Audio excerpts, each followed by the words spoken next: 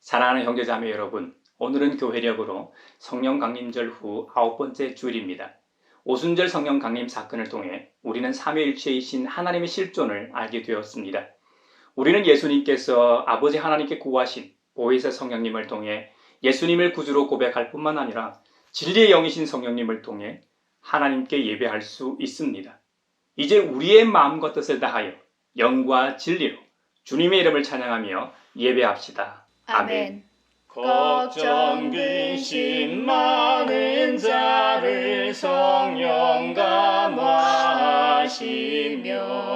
복과 은혜 사랑받아 평안하게 하소서. 처음과 끝이 되신 주님 항상 인도하셔서 마귀 유혹받는 것을 속히 끊게 하소서.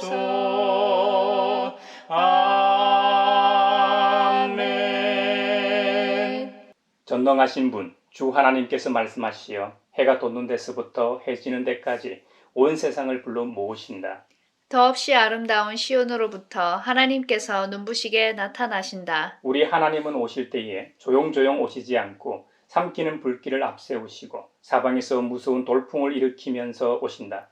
당신의 백성을 판단하시려고 위의 하늘과 아래의 땅을 증인으로 부르신다. 나를 믿는 성도들을 나에게로 불러 모아라. 희생제물로 나와 언약을 세운 사람들을 나에게로 불러 모아라. 하늘이 주님의 공의를 선포함은 하나님 그분만이 재판장이시기 때문이다. 셀라. 내 백성아 들으라. 내가 말한다. 이스라엘아 내가 너희에게 경고하겠다. 나는 하나님 너희의 하나님이다. 나는 너희가 바친 제물을 두고 너희를 탓하지는 않는다. 너희는 한 번도 거르지 않고 나에게 늘 번제를 바쳤다. 하나님을 잊은 자들아 이 모든 것을 깨달아라. 그렇지 않으면 내가 너희를 찢을 때에 구하여 줄 자가 없을까 두렵구나.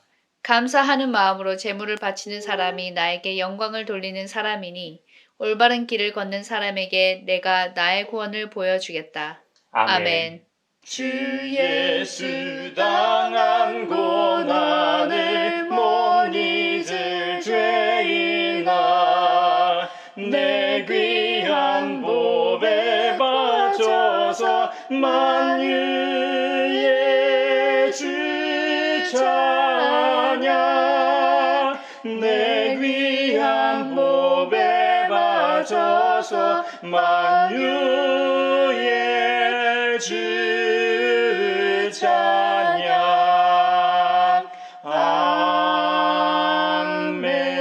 아멘. 자비롭고 은혜로우시며 노하기를 더디하고 한결같은 사랑과 진실이 풍성하신 하나님께서는 우리의 악과 허물과 죄를 용서하신다고 하셨습니다. 이제 그 말씀을 의지하여 우리 죄를 고백하오니 주님께서 저에게 은총을 베푸시는 것이 사실이면 우리의 악과 우리의 죄를 용서해 주시고 모든 불의에서 우리를 깨끗하게 해 주시고 우리를 주님의 소유로 삼아 주시옵소서. 주여 주 예수여 저를 기억해 주소서. 주여 주 예수여 당신 나라 임하실 때 주여 주 예수여 저를 기억해 주소서. 주여 주 예수여 당신 나라 임하실 때.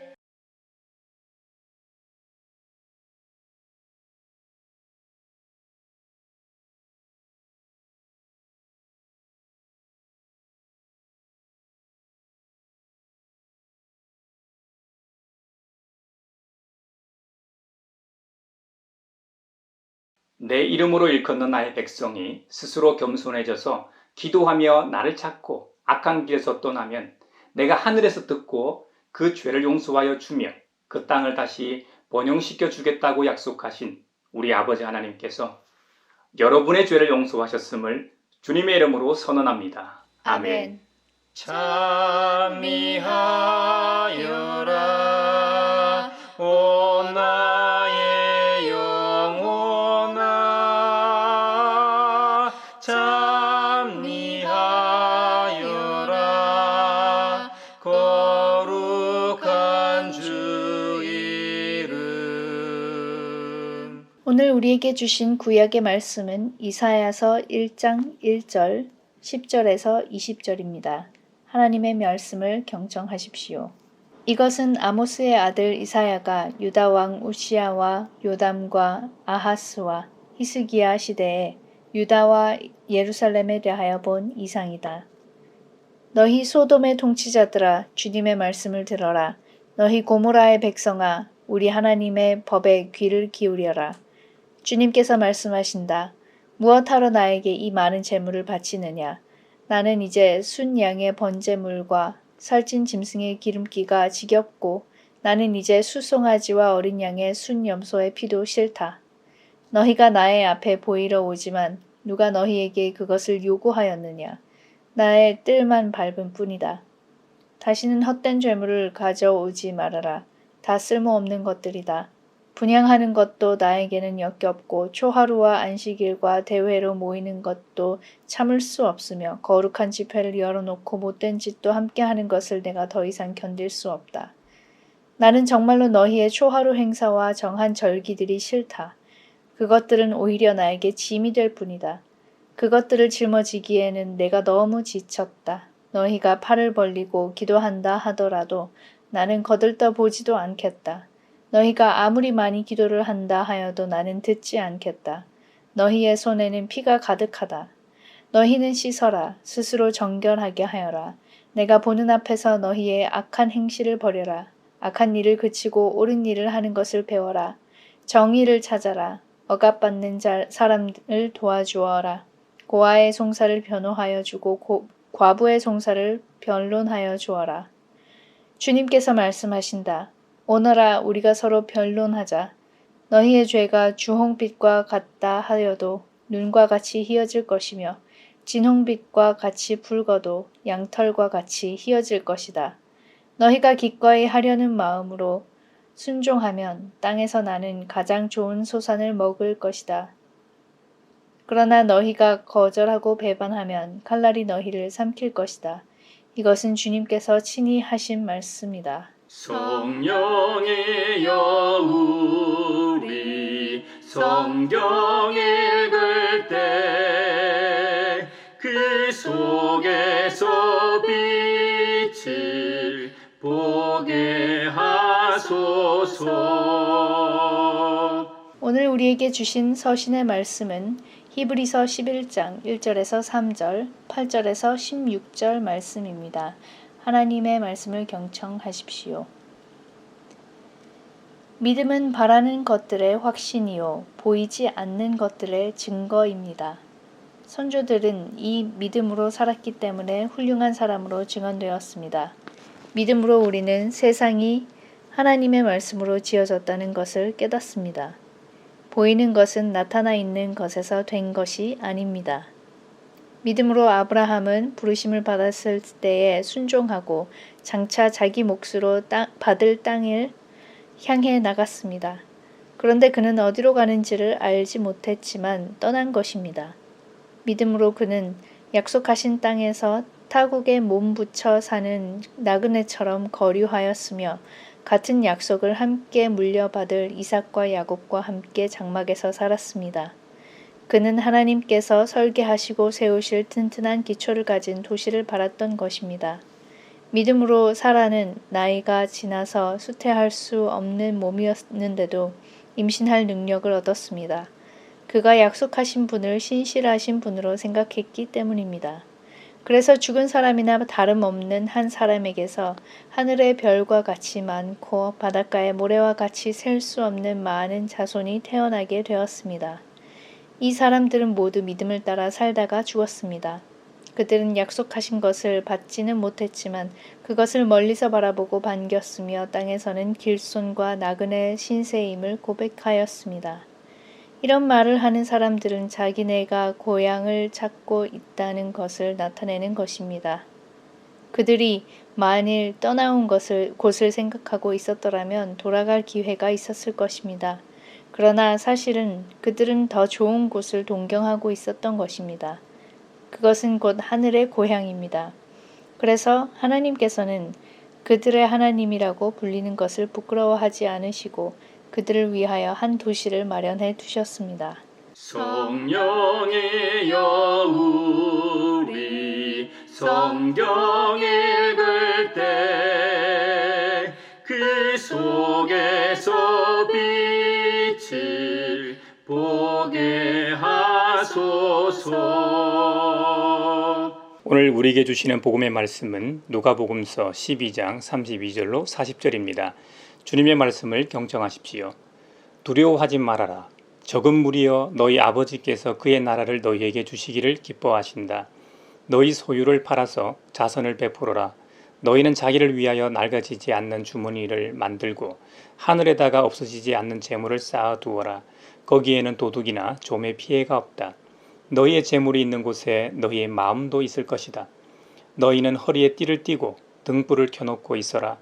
마치 주인이 혼인잔치에서 돌아와서 문을 두드릴 때에 곧 열어주려고 대기하고 있는 사람들과 같이 되어라.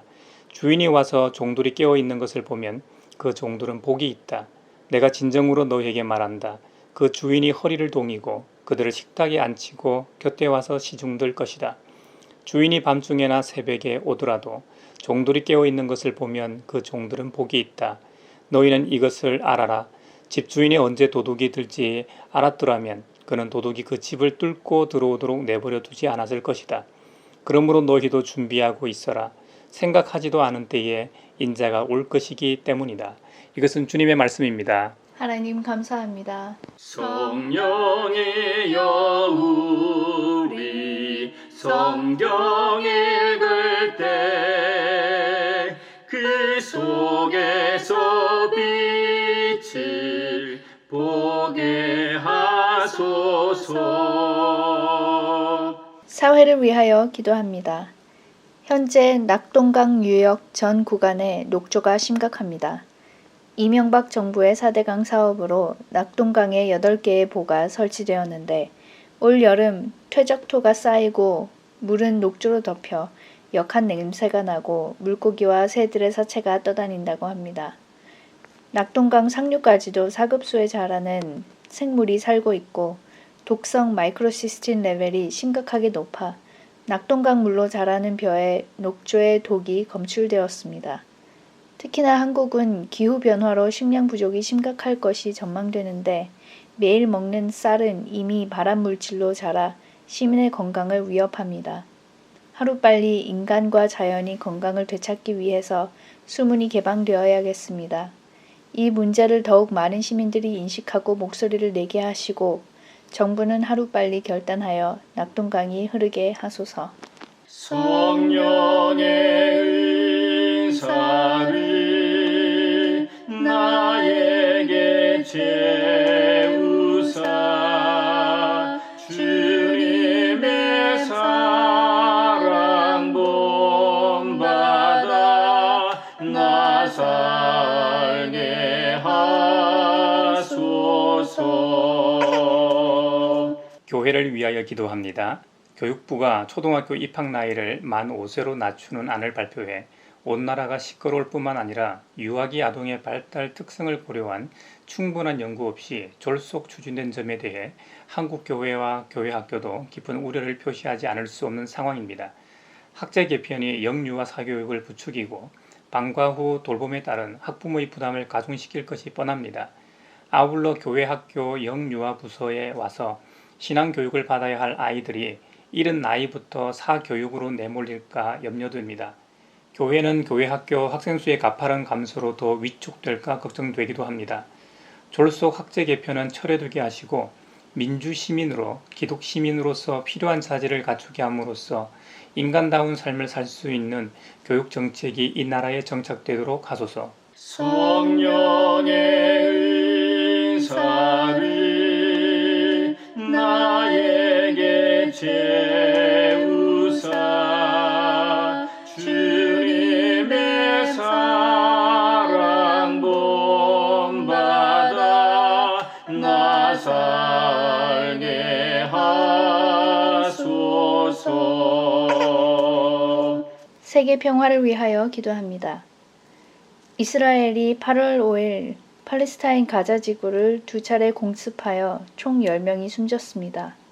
팔레스타인 이슬라믹 지하드라는 무장단체의 고위급 사령관이 이 공습으로 사망한 것으로 추정되는데, 이 공습에서 5살 여자아이 또한 숨지며 팔레스타인인들은 분노하고 있습니다. 팔레스타인 무장단체도 로켓을 쏘며 보복하고 있습니다. 또다시 팔레스타인 이스라엘 전쟁이 일어나고 사상자가 나지 않도록 이 지역에 평화가 있게 하소서. 성령의 은사를 나에게 채우사 주님의 사랑 본받아 나 살게 하소서. 범죄한 이스라엘을 향해 하나님께서는 이사야 예언자를 통해 말씀하십니다. 이사야는 주전 8세기 중후반에 활동했던 선지자입니다. 창세기 아브람 시대에 멸망받은 소돔과 고모라에 빗대어 그들처럼 불순종하지 말고 주님의 말씀을 들으라고 말씀하십니다. 불순종한 삶의 열매로 드리는 많은 재물이 이제는 지겹고 싫다고 하십니다. 아니, 이제는 역겹고 싫고 참을 수 없고 더 이상 참고 견딜 수 없을 만큼 지쳤다고까지 표현하십니다. 예배드리는 행위나 그 절차가 예배 순서가 문제가 있다기보다 예배 드리러 오기 전에 삶의 모습들이 예배자로서 하나님의 백성으로서 합당하지 않다는 말입니다. 그들의 예배 행위는 하나님 앞에 보이러 오는 것이었습니다. 누가 그러한 예배를 요구했습니까?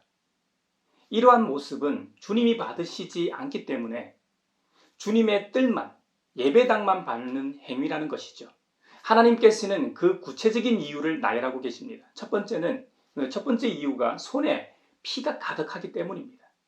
사람의 생명을 해하는 살인자와 같은 극악한 죄인들임을 강조하는 표현입니다. 실제로도 하나님의 뜻을 거스르는 피 흘림이 많았을 겁니다. 가인에게 억울하게 살해당한 아벨의 피가 호수하듯이 말입니다. 두 번째 이유는 억압받는 사람을 도와주지 않았기 때문입니다. 세 번째 이유는 고아와 이 과부의 억울한 송사를 변론해 주지 않고 무시했기 때문입니다. 이러한 이유들로 인해 하나님께서는 이들이 드리는 초하루, 즉 월삭이나 안식일, 그리고 율법이 규정하고 있는 중요한 절기들도 싫다고 하십니다. 사실 이러한 절기는 하나님께서 자기 백성들과 약속하신 날들입니다. 이 날들을 통해 하나님께서는 백성들과 만나시고 그들을 축복하셨습니다. 이제는 이 중요한 절기와 이 날에 드리는 제물들을 가져오지 말라고 하십니다. 받지도 않을 제물을 뭐하러 가져오냐는 겁니다. 하지만 우리 하나님이 어떤 하나님이십니까? 진노 중에도 은혜와 긍휼을 잊지 않으시는 분이십니다. 피할 길을 예배하시는 분이십니다.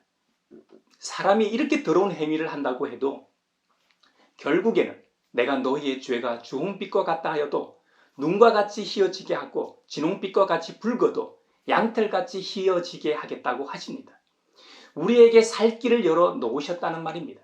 그러므로 우리가 기꺼이 하려는 마음으로 순종하면 땅에서 나는 가장 좋은 소산을 먹을 수 있게 하시겠다는 말씀입니다. 그러나 거절하고 배반하면 칼날이 우리를 삼킨다고 경고하십니다. 구약 성경에서 하나님의 백성들은 주로 불순종의 모습을 보입니다. 그로 인해 화를 당하게 됐죠.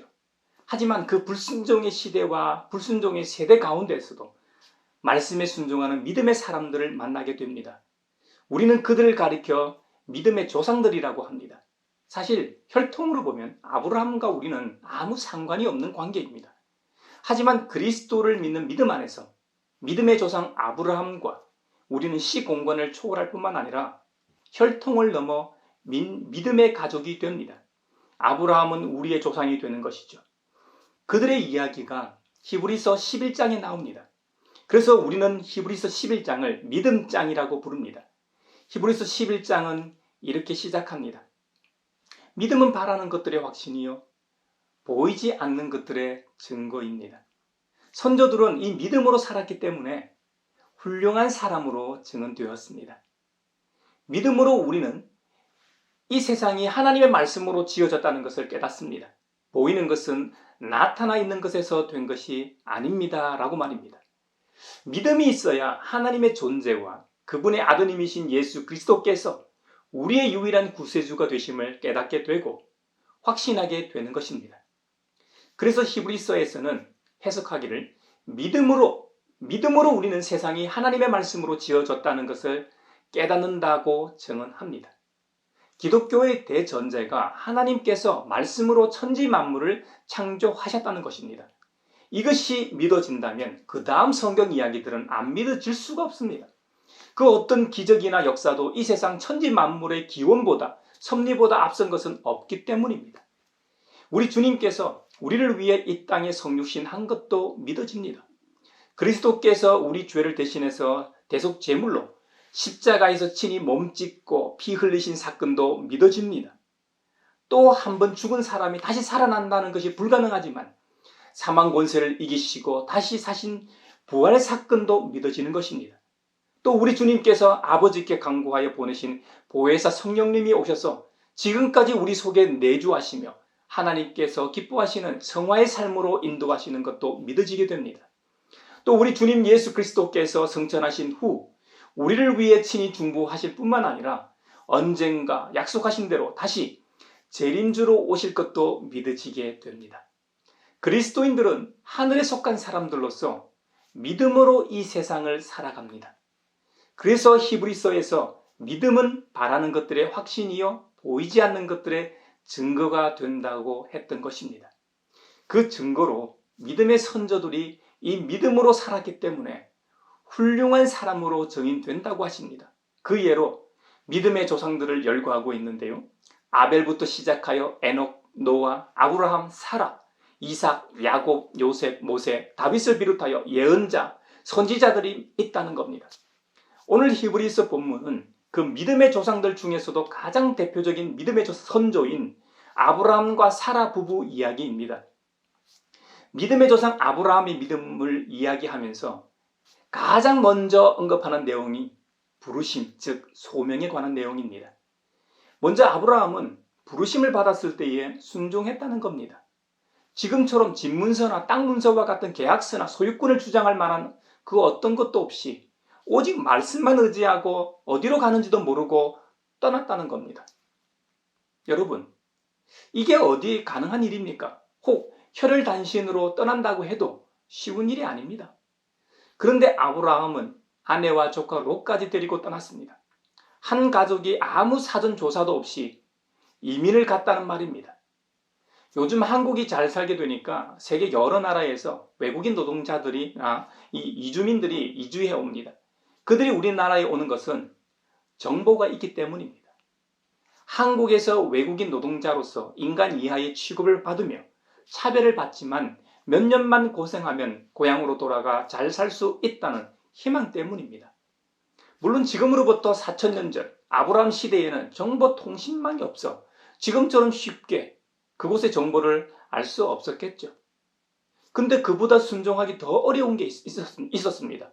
보통 이주하는 것은 자신이 살고 있는 땅이 살기 너무 어렵기 때문에 보다 살기 좋은 환경이 있는 곳으로 옮기는 것입니다. 구한말 우리 조상들도 큰 흉년에다 국가적으로도 국난을 겪고 있었기 때문에 살기 위해 북간도로 이주해 가서 땅을 기경하고 살았습니다. 반면 아브라함은 살기 좋은 환경으로 간 게 아닙니다. 원래 아브라함이 살던 곳은 그야말로 젖과 꿀이 흐르는 땅이었습니다. 메소포타미아 문명을 꽃피우게 한 유프라테스 강과 티그리스 강이 흐르는 땅이었습니다. 그곳은 고대 근동 지역의 무역과 경제의 중심지였고 정치적 수도가 있는 곳이기도 했습니다. 인간적으로 보면 그곳을 떠날 이유가 하등없습니다. 팔레스타인 지역에 있는 가나안에 가보진 않았지만 무역 상인들을 통해서 그곳의 척박함을 들었을지도 모릅니다. 들었다고 해도 정확히 내가 가서 어디서 정착하고 살지 아예 알지 못하고 떠났다고 성경은 기록하고 있습니다. 여러분, 막막하고 어찌할 바를 모르는 상황에서 말씀을 따라 나아가는 것이 믿음임을 아브라함을 통해 보여주신다고 저는 믿습니다. 우리 그리스도인들은 하늘에 속한 사람들로서 이 땅에 사는 사람들입니다. 그렇다면 우리의 진짜 집은 하나님 나라이기 때문에 우리는 이 땅에서 나그네로 살아가는 자세가 필요하다는 말이 될 겁니다. 우리가 일상에서 열심히 일하다 휴가 때 여행을 가지 않습니까? 때로는 국내로, 때로는 해외로 멀리 여행을 가기도 합니다. 지상 낙원이라 불리는 몰디브나 지중해, 카리브해, 남태평양까지 아주 먼 곳까지 그곳에서 아예 눌러 살고 싶을 만큼 정말 자연 경관이 끝내줍니다. 요즘 탄소 제로 등 에코시스템에 관심이 참 많습니다. 이런 휴양지야말로 친환경적인, 친자연주의적인 곳입니다. 하지만 지상 낙원이라 불리는 곳이라 해도 우리가 사는 집이 아니기 때문에 우리는 다시 집이 있는 한국으로 귀국해야 하고 각자의 집으로 돌아와야 여행의 여독을 풀고 진짜 마음의 평화를 누리게 됩니다. 우리 예수님께서는 요한복음서 14장에서 우리가 있을 곳을 마련하러 가신다고 하셨습니다. 아버지 하나님 집에 우리가 있을 곳을 마련하신 후에 다시 오셔서 우리를 데려다가 그곳에서 영원히 우리와 함께 하신다고 말씀하셨습니다. 그래서 우리는 이 땅에서 잠깐 나그네로 살다 영원히 집으로 돌아가는 것입니다. 그래서 그리스도인들의 죽음과 장례는 영원한 이별과 슬픔만 있는 것이 아닙니다. 인간적인 정으로 볼 때 사랑하는 사람과의 이별은 이루 말할 수 없을 만큼 황망하고 슬픕니다. 육적으로는 분명히 이별을 경험하지만 곧 머지않아 아버지 집에서 다시 만나기 때문에 그리스도인들의 장례는 이제 가면 언제 오나가 아니라 천국 환송을 찬송으로 보내며 환송하는 이유입니다. 최근에 우리나라는 부동산으로 인해 정권이 교체된 이후에도 별반 나아진 게 하나도 없는 상황입니다. 국제 정세로 인해 코로나 시국보다 더 어려운 시기를 보내고 있습니다. 부동산 문제를 해결하기 위해 신도시를 건설하기도 합니다. 신도시를 건설하게 되면 도시 건축가와 같은 전문가 집단이 모여 도시의 기초를 설계하게 됩니다. 행정 수도인 세종시가 가장 대표적이라 하겠습니다. 김포공항으로 착륙하다 서울 시내를 내려다보면 한강을 중심으로 강남, 강북으로 아파트가 참 많습니다. 세종시는 금강이라는 이 강을 중심으로 강남과 강북 거의 다가 아파트입니다. 이런 계획도시가 편의시설은 잘 갖춰져 있겠지만 그만큼 살기 좋은 행복도시인지는 모르겠습니다만 분명한 것은 계획도시라는 것이죠. 반면에 아브라함이 믿음으로 살아갈 약속의 땅은 천지만물을 창조하신 위대한 설계자 바로 하나님이 설계하신 튼튼한 기초를 세운 도시라는 겁니다. 아브라함은 바로 그 도시를 바라보았다는 말입니다. 성경에서 기록하고 있는 실제 가나안 땅이라기보다는 영원한 나라, 하나님의 나라를 의미합니다. 계시록에서 말씀하고 있는 거룩한 성, 새 예루살렘, 즉 하나님의 도성을 바라보았다는 말입니다. 히브리서 1장 1절에서 믿음은 바라는 것들의 실상이라고 했던 것처럼 아브라함을 종말론적인 신앙의 증인으로서 설명하고 있습니다. 또 아브라함이 우리의 믿음의 조상이 되기 때문에 아브라함에게 하신 언약은 믿음의 자손들에게도 이어지는 영원한 기업의 몫이 됩니다. 다시 그 언약은 새 언약의 중보자 되신 그리스도 주님의 죽음에 의해 하나님의 모든 백성들에게도 동일하게 적용되는 것입니다. 아브라함의 아내였던 사라의 경우 나이가 많은 할머니였습니다. 폐경을 지나도 한참 지난 시점에 임신할 능력을 얻었다고 했습니다. 사라가 임신할 능력을 얻은 것은 그가 약속하신 분을 신실하신 분으로 생각하고 믿었기 때문입니다. 그래서 히브리서에서는 죽은 사람이나 다름없는 한 사람에게서 하늘의 별과 같이 많고 바닷가의 모래와 같이 셀 수 없는 많은 자손이 태어나게 되었다고 기록하고 있는 것입니다. 우리도 성경을 통해 알듯이 아브라함 가족은 약속의 땅 가나안에서 사실 고생을 참으로 많이 했습니다. 흉년도 여러 번 겪었습니다. 그래서 이집트와 그랄로 내려가서 살았습니다. 이민자로 살았단 말입니다. 그곳에서 죽을 고비도 수도 없이 넘겼습니다. 가나안 땅에 다시 돌아와서는 현지인들의 차별과 약탈이 또 있었습니다. 그들이 고향 갈대아 우르로 돌아갈 기회는 있었습니다. 하지만 성경은 그들이 만일 떠나온 곳을 생각하고 있었더라면 돌아갔을 거라고 기록하고 있습니다. 하지만 그들은 자신들의 육적 고향을 생각하지 않고 아버지 하나님께서 약속하신 하나님의 도성, 더 좋은 것을 동경하고 바라보았기 때문에 끝까지 승리할 수 있었다고 기록하고 있습니다. 하나님의 도성을 히브리서에서는 하늘의 고향이라고 표현하고 있습니다. 맞습니다. 우리 그리스도인들은 하늘이 우리의 고향입니다. 여러분, 이 세상을 살아가다 보면 믿음의 조상 아브라함과 같이 어려운 일을 많이 만날 겁니다. 신앙의 문제만이 아니라 돈이 없어 기업이나 가정이 휘청거릴 수도 있고 심지어 무너질 수도 있습니다. 건강 악화로 시험에 들 수도 있습니다. 세입자의 서러움을 토로하는데도 하나님은 응답이 없을 수도 있습니다. 하지만 여러분, 믿음이라는 것은 그 어떤 어려움과 역경에도 믿음으로 하늘나라를, 하나님 나라를 바라보는 것입니다. 그래서 믿음의 조상들이 우리 앞서 증언하는 것이죠. 힘들지만 힘내라고, 끝까지 믿음의 경주를 승리로 완주하라고 응원하는 소리가 들리지 않습니까? 오늘 히브리서 본문에서 우리가 주목해야 할 점이 하나 더 있습니다. 히브리서 11장 9절 말씀입니다. 믿음으로 그는 약속하신 땅에선 타국에 몸 붙여 사는 나그네처럼 거류하였으며 같은 약속을 함께 물려받을 이삭과 야곱과 함께 장막에서 살았습니다 하는 구절입니다. 가정에서의 신앙 교육이 얼마나 중요한가를 보여주는 대목이죠. 엘리 제사장과 사무엘 선지자는 자녀 교육에 실패한 대표적인 인물입니다. 엘리 제사장의 두 아들 홈리와 비느하스 역시 제사장이었지만 성경의 기록에 의하면 하나님을 몰랐다고 기록할 정도입니다. 백성들을 대신해서 하나님께 제사 지내는 직분을 가졌음에도 불구하고 하나님을 몰랐다. 도대체 어떻게 하면 그럴 수가 있죠? 홈리와 비느하스는 온갖 악행을 저질렀다고 기록하고 있는데요. 그 중에서도 어떠민 이 죄목은 회막문에서 제사를 돕기 위해 섬겼던 여인들을 겁탈한 행위입니다. 요즘 말로 하면 위력에 의한 상습 성폭행을 했다는 말입니다. 또 사무엘 선지자의 두 아들 요엘과 아비야는 이스라엘의 사사로 있었습니다. 그런데 이 두 아들이 아버지 사무엘을 따라 살지 않고 돈벌이에만 정신이 팔려 뇌물을 받고 판결을 공정하지 않게 했다는 겁니다. 그로 인해 이스라엘 백성들이 왕을 요구했고 왕정 정치가 이스라엘에 들어오게 되었다는 겁니다. 물질에 대한 탐심과 간음죄는 십계명에서도 금하는 율법입니다. 이 사회에서도 돈과 여자를 조심하라는 말이 있죠.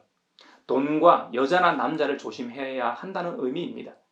특히 목회자 사회에서 선배 목사들이 후배 목사들에게 조언하는 것도 별반 다르지 않습니다. 교회 안팎으로 우리 모두가 돈과 이 사람을 조심해야 한다는 말입니다. 분수에 넘치는 짓을 하지 말아야 한다는 겁니다. 히브리서 13장 5절에서는 돈을 사랑하지 말고 있는 바를 족한 줄로 알라고 하셨습니다. 에스겔 16장 29절에서는 장사하는 땅 갈대아에까지 심히 행음하되 아직도 족한 줄을 알지 못하였느니라고 이스라엘을 책망하셨습니다. 이런 문제는 나에게 있는 바를 족한 줄로 여기지 않는 데서 시작합니다. 감사하지 않고 더 가지려고 욕심내기 때문에 생기는 문제들입니다. 엘리 제사장과 사무엘 선지자는 각각 두 아들이 있었지만 자녀 교육에 실패하여 집안이 완전히 박살났습니다. 반면 믿음의 조상 아브라함은 이삭과 야곱이 함께 장막에서 살았다고 했습니다.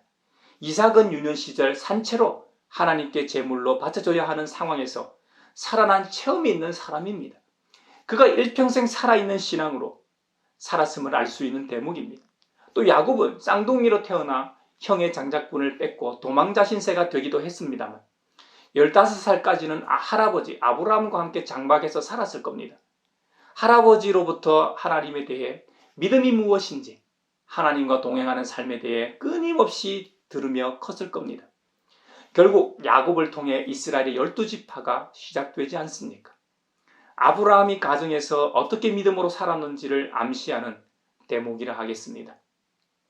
장막에서 거주했다는 것은 족장시대의 유목민과 반유목적인 사람들에게는 통상적인 삶입니다. 유목민이라는 것은 그들의 신분이 외인으로서 끊임없이 떠돌아다녀야 했던 나그네여 순례자였다는 말입니다. 영적으로는 하나님의 임재가 없는 세상 문화 속에서 항구적인 정착을 거부했다는 말이기도 합니다. 즉 하늘의 집을 대망했기 때문에 가능한 삶이었다는 말이 됩니다. 또 한편으로는 아브라함에게서 이삭에게로 다시 야곱에게로 이어지는 하나님의 약속은 믿음으로 유업을 이어받을 우리에게로까지 이어지는 것입니다. 하나님의 나라를 우리에게 주시겠다는데 어찌 감사함으로 받지 않을 수 있겠습니까? 우리 모든 세대의 약속의 대표자로서 이들이 언급되고 있는 것이죠. 누가복음서 12장에서는 하나님 아버지께서 그의 나라를 우리에게 주시기를 기뻐하신다고 기록하고 있습니다. 우리 주님은 부활하신 후 우리의 거처를 준비하시기 위해 먼저 가신다고 하셨고 다시 오셔서 우리를 주님이 계신 곳으로 데려가신다고 하셨습니다. 그런데 주님이 언제 다시 우리에게 오실지 모르기 때문에 항상 깨어 준비하고 기다리라고 권면하십니다. 마치 도둑같이 임한다고 하십니다. 도선생이 언제 올지 안다면 귀한 물건을 잃을 일이 없겠죠. 하지만 그 날을 모르기 때문에 잃어버리는 이 현상이 발생하는 거 아닙니까? 우리 주님이 재림주로 오시는 것도 이와 같이 우리 모두가 항상 깨어 준비하며 기다립시다. 주님은 하나님 나라를 주시기를 기뻐하신다고 말씀하시며 주의해야 할 점을 하나 말씀해 주셨습니다. 너희의 재물이 있는 곳에 너희의 마음도 있을 것이다 하는 말씀입니다. 우리가 하나님 나라에 있기를 원한다면 우리의 재물을 하늘에 쌓아 두어야 하겠죠. 재물을 하늘에 쌓는 방법이 이웃에게 자선을 베푸는 것이라고 말씀하십니다. 우리가 정말 하늘에 속한 사람이라면 이 땅에 있는 것에 대해 집착할 필요가 없죠. 얼마 있지 않으면 모두가 하나님 나라에서 볼 텐데 천년만년 살 것처럼 아끼고 저장할 필요가 없습니다. 지난주 살펴봤던 어리석은 부자처럼 더 많이 저장하려고 곡간을 새로 지을 필요가 없습니다. 오늘 구약 본문인 이사야 1장에서 하나님께서는 행위의 열매가 없는 예배는 받지 않겠다고 선언하셨습니다. 심지어 하나님께서 율법에 정해놓으신 절기들과 제물도 다 필요 없다고 하셨습니다. 너희의 예배 행위는 나의 뜰만 밟을 뿐이라는 겁니다. 예배당만 밟는다는 거예요. 예배당에 와서 두 팔을 벌리고 기도한다고 해도 거들떠 보지도 않겠다고 하십니다. 많은 시간을 들여 공을 들여 기도한다고 해도 듣지 않겠다고 하십니다. 제 아무리 많은 헌금을 드린다고 해도 다 쓸모없는 것들이라는 겁니다. 심지어 그러한 종교 행위가 역겹고 참을 수 없을 만큼 악취가 난다고 경고하십니다. 사랑의 하나님께서 왜 이러실까요? 그 이유는 예배자로 서 있는 그들의 손에 억울한 자들의 피가 가득했기 때문입니다. 보다 넓은 의미로 보면 실제 살해나는 행위를 포함하여 타인의 삶에 무고한 해를 끼치는 그 모든 일을 포함합니다. 인격적 살해와 경제적 수탈도 포함합니다. 그리고 억압받는 사람을 도와주지 않았고 고아와 과부의 억울한 송사를 변론해주지 않고 무시했기 때문이라는 겁니다. 정의는 사라지고 옳지 못한 일을 서슴지 않게 하고 정결하지 않는 행위와 삶 때문이라는 겁니다. 거기다 피가 손에 가득했다는 표현은 그것을 씻지도 않았다는 의미입니다. 다시 말해 회개하지 않았다는 의미입니다. 돌아서지 않았다고 볼 수 있습니다. 요즘 들어 특히 삶의 예배가 많이 강조되고 있습니다. 우리가 매주일 예배당에 모여 하나님을 예배합니다. 하지만 그 예배는 믿음의 고백적 감사의 예배입니다. 지난 한 주간 우리의 삶과 함께 하신 은혜를 감사하며 찬양하는 예배라는 의미입니다. 오늘 우리는 예배를 통해 우리를 위로하시고 힘과 용기를 주신 샬롬의 은혜를 안고 다시 세상 속으로 나아갑니다. 이제 진짜 예배는 이 예배당 문을 나서는 순간부터 시작됩니다. 길거리에서, 주차장에서, 가정에서, 식당에서 만나는 사람들과 또 직장에서 교회당을 제외한 모든 영역에서의 예배가 여기에 해당됩니다. 이사야 선지자를 통해 말씀하셨던 역겹고 악취가 나며 주님이 지치실 만큼 싫은 재물의 열매가 없도록 살아야겠습니다. 특별히 자선을 베푸십시오. 사랑을 나누십시오. 은혜 받기 위한 필요 조건은 하나님의 말씀에 복종하며 경청하는 유순한 태도일 겁니다. 하나님의 말씀을 마음에 두고 그 뜻대로 살겠다는 자별적 행위가 있을 때, 자비로우신 주님의 은혜를 구하는 회개와 고백의 기도가 있을 때, 주님께서 이사야를 통해 약속하신 땅에서 나는 가장 좋은 소산을 먹을 수 있게 됩니다. 여러분, 이번 한 주간도 주님께서 기뻐 받으시는 삶과 한 주가 되길 바랍니다.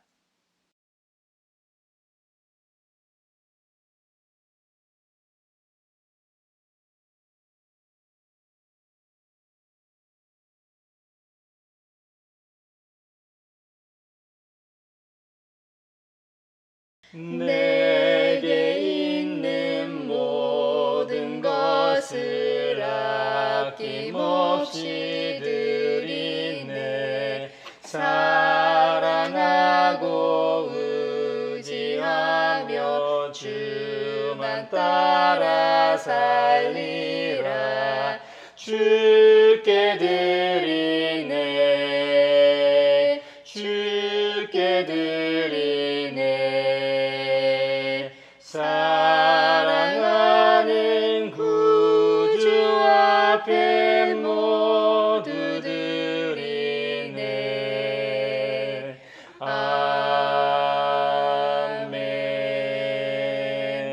여기에 모인 우리는 우리의 믿음의 역사와 사랑의 수고와 우리 구주 예수 그리스도에 대한 소망의 인내를 여기 연보에 담아 올려드립니다. 주님께서 말씀하신 대로 인색함으로나 억지로 하지 않고 땅의 것을 추구하지 않고 하늘의 것을 추구하며 살게 하신 은혜에 감사하여 각각 그 마음에 정한 대로 즐거운 마음으로 바치오니 향기로운 예물이 되게 하소서. 은혜의 주님, 우리의 정성을 어여삐 여기시어 주님께서 베푸신 은혜에 비하면 보잘것없지만 말씀하신 대로 미리 구별하여 드리오니 기쁘게 받으시옵소서. 우리의 가진 것이 비록 적어도 바치는 기쁨은 더 커지고 비록 버는 것이 적어도 나누는 즐거움은 더욱 넘쳐 우리 믿음의 소문이 각처에 퍼지게 하소서. 우리 주님 예수 그리스도의 이름으로 감사하며 기도하옵나이다. 아멘. 갈보리 그 언덕에서 깊은 샘이 터지고 하늘 문이 다 열리며 그의 자비 넘치네. 물결치는 주의 사랑 한없이 쏟아지고 하늘나라 평화 정의 죄악 세상 접시네. 하늘나라 평화 정의 죄악 세상 접시네. 서로 평화의 인사를 나누겠습니다. 주님의 평화를 빕니다. 주님의 평화를 빈다 얘들아. 주님의 평화가 여러분과 함께 하시길 바랍니다. 이제 축도하겠습니다. 우리를 하나님 나라의 백성으로 부르신 아버지 하나님께서 여러분에게 복의 복을 내려주셔서 언제 어디서나 여러분을 지키시기를 원하며 주님께서 그분의 인자한 얼굴을 여러분에게 비추사 필요에 따라 물질과 건강과 은혜 베푸시기를 원하며 주님께서 여러분이 하는 일과 가정과 자녀들과 함께 하시길 원하며 주님의 몸된 하나의 거룩하고 보편적인 사도적인 모든 교회와 코로나 종식을 바라는 이 나라와 세계 그리고 우크라이나 전쟁 종식과 한반도 평화 통일과 오늘 말씀처럼 하나님 나라의 백성으로서 이 땅에서 말씀대로 살아가고자 다짐하는 사람들 위에 평강 주시기를 성부와 성자와 성령의 이름으로 축원하옵나이다. 아멘.